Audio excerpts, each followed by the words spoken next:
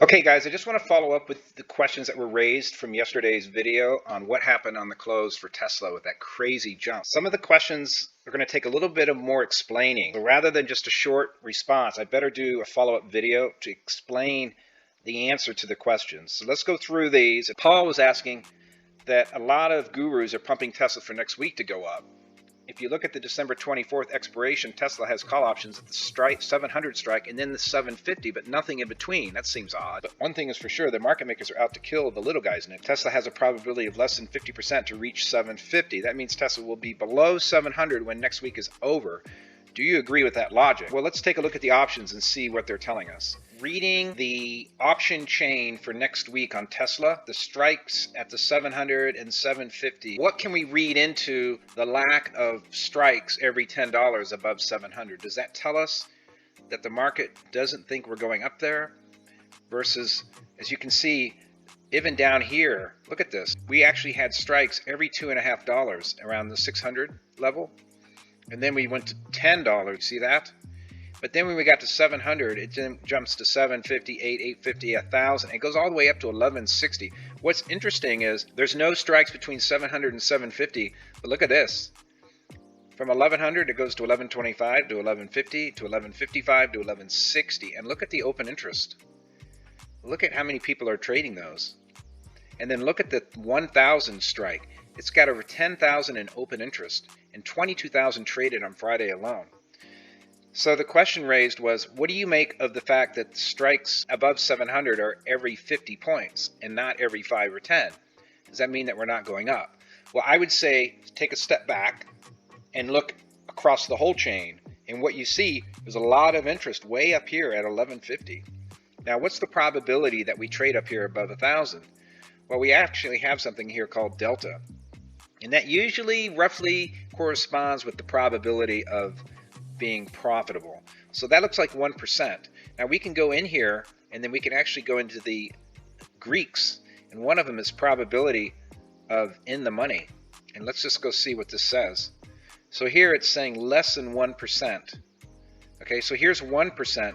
So it's less than 1% probability of being in the money by the end of next week.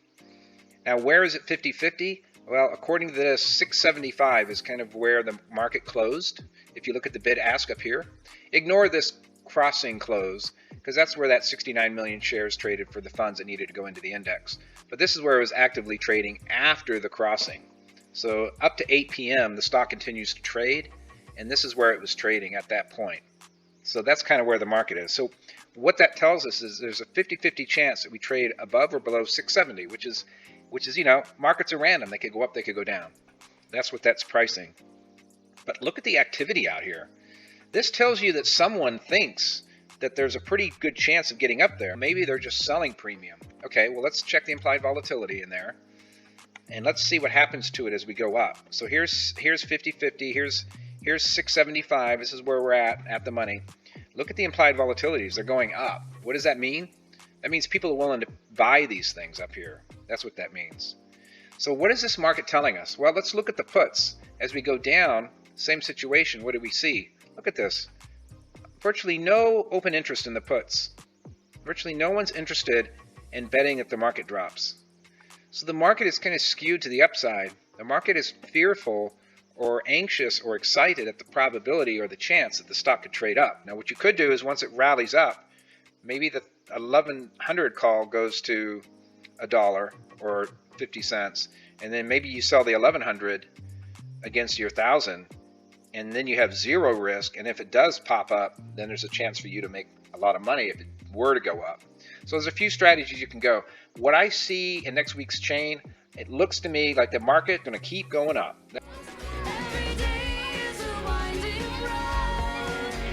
Now, in terms of time and sales, let's take a look and see. Now, if we scroll down, we can see the option statistics, okay? I'm going to scroll down the chain. Here's the option stats. This is in ThinkorSwim or TOS. I'm scrolling down. Now, I'm going to look at the time and sales, and I'm going to filter it down, okay? I'm going to filter it so that I'm just looking at the 1,000 strike, because that's where there's a lot of interest. Why we want to do that is we just want to take a glance to see if there's any big orders coming in there, any whales that are jumping in and buying that 1,000 call. Give us an idea of just how big these guys are playing. Okay, so now I filtered it by strike, by expiry of this week, and then we can see these are all the trades coming in. And look, someone paid $1.03, 743 contracts, 20 minutes before the close. So that's a big trade right there. Paid 165% implied. And that was when the stock was $637, not when it was $695. So someone way overpaid for that. 743 contracts, that's crazy. You blinded me with science. So it's $100 each.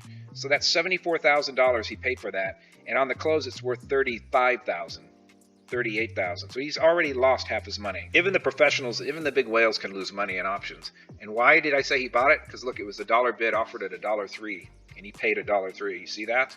That's the market, the bid, the ask. If it trades at the ask price, that means they're buying. That means they're bullish. So that guy bought those. So when we look down in here, we're just trying to look for other clues. Now watch, I'm going to sort this by quantity. Let's just go see if there's any big trades that comes in. So there's the biggest one. Right around the same time, this one, they were not buying, they were selling. See how it's red? Red means they're selling, green means they're buying. These are the different times right in here. So there were some people selling those at $1.20, at $1.03, and then a little bit later, there was a lot of buying of those coming in. One huge buy. Net, it looks like it's bullish, and we can say it's bullish because the implied volatilities are so high. And that means the price of the options is a lot higher than it should be, but people are willing to buy them. So that tells us that they're bullish. But look what happens here. If I want to sort this by the opening, I'm not able to see the opening because time and sales log is only so big. So how can I see historical time and sales on this option? Well, we have to go to the chart. You can see the daily chart, and I've got open interest and volume down here. Look at the blue line. That's open interest. So in the last day, the open interest is doubled in here, right? So there's a lot of people, looks like a lot of people are buying the 1,000 call because they seem to have a view that this stock could keep going up. You can see what time decay does here. Look at this. This call was as high as $8 and as low as 20 cents. So 2 days earlier it was as low as 20 cents. Now, if you said to me, how many contracts traded at 2 cents? Well, we don't have time and sales, or do we? How could we use this chart as a time and sales tool? Go with a minute chart, 3 days, so I can go back and see. There it is right there. And then I could zoom in and I could see in that 1 minute how much traded, which was 3 contracts.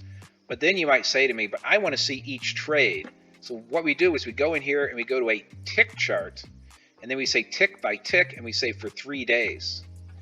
Okay, so now we've got 3 days tick by tick. We go back here, we're looking for our low, and there's our low. Let's zoom in again. There it is. There's our 20 cents for how many contracts?